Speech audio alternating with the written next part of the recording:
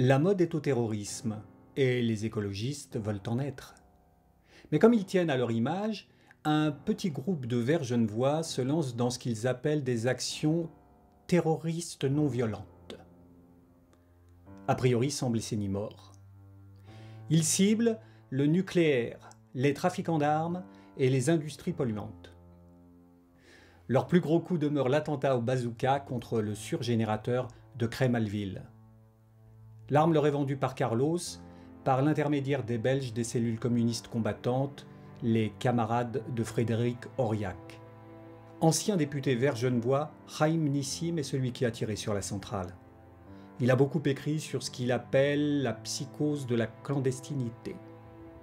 Un complexe enivrant de supériorité, addictif, qui se développe quand on ne peut parler à personne de ce qu'on fait vraiment. Ce qui consiste en grande partie à tromper tout le monde. Et ce, pendant des années. Y compris dans le cas de Nissim, au contact pro-palestinien des CCC. Par parenthèse, s'ils avaient su que moi j'étais israélien, ils nous auraient tués, quoi. Mais ils ne le savaient pas, heureusement. On travaillait avec des faux papiers. Ils n'ont jamais su notre vraie identité, mais on n'a jamais su la leur. Enfin, 10 ans plus tard, on a su quand ils se sont retrouvés en prison. Donc on avait besoin d'un bazooka, et eux en avaient, par l'intermédiaire de l'armée rouge, des services secrets est-allemands. Ils nous ont appris comment l'utiliser, ils nous ont fourni l'arme et les fusées, nous expliquant comment on l'utilisait. Puis voilà, on a utilisé, ça a foiré. Voilà notre histoire en gros. Comment ça s'est passé? Vous saviez que c'était de l'Allemagne de l'Est derrière? Non, on pensait bien qu'il y avait parce que quand même, un bazooka et des explications, l'officier qui nous a appris à le manipuler est un officier de l'armée rouge, donc on voyait quand même que c'était quelque part des Russes, enfin je veux dire des... Ce sentiment de toute puissance et la satisfaction qu'il procure, comme une drogue, expliquent la carrière particulièrement longue de certains agents multiples, comme Diekopf, Genoux, et d'autres qui, à peine sortis d'une situation extrêmement périlleuse, n'ont de cesse de se replonger dans une autre, encore plus dangereuse, parfois pour des sponsors différents. Cela fabrique souvent des gens perchés, très fragiles et aisément manipulables, concluait Nissim. Il suffit de les prendre à leur propre jeu, de leur laisser croire qu'ils sont les plus malins.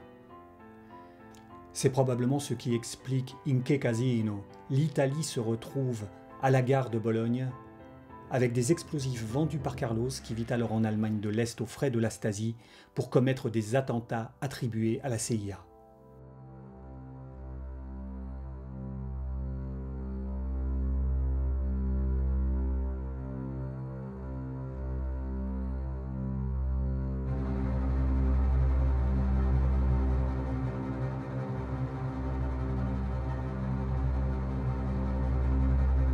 Les États-Unis avaient-ils intérêt à déstabiliser un pays européen pilier de l'OTAN? Y engendrer du désordre ne paraît pas le moyen le plus sûr d'y conserver des bases militaires essentielles. De plus, une provocation n'est utile que si on l'utilise pour supprimer les libertés publiques et la démocratie. Ce qui ne fut pas le cas en Italie. En revanche, Thomas Kram, spécialiste en explosifs, et Christa Frolich, tous deux proches de Carlos, se trouvaient à Bologne le jour où la gare centrale a explosé. Et les Palestiniens avaient d'excellentes raisons de vouloir faire sortir Abu Hanzeh Salef des prisons italiennes où il était détenu.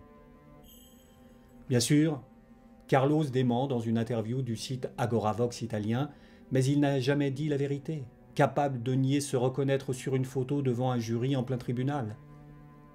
Dans la même interview, il reconnaît cependant la présence de ses deux comparses et dément que l'extrême droite ait été impliquée, prétendant faire porter le chapeau au seul gouvernement italien et états-unien.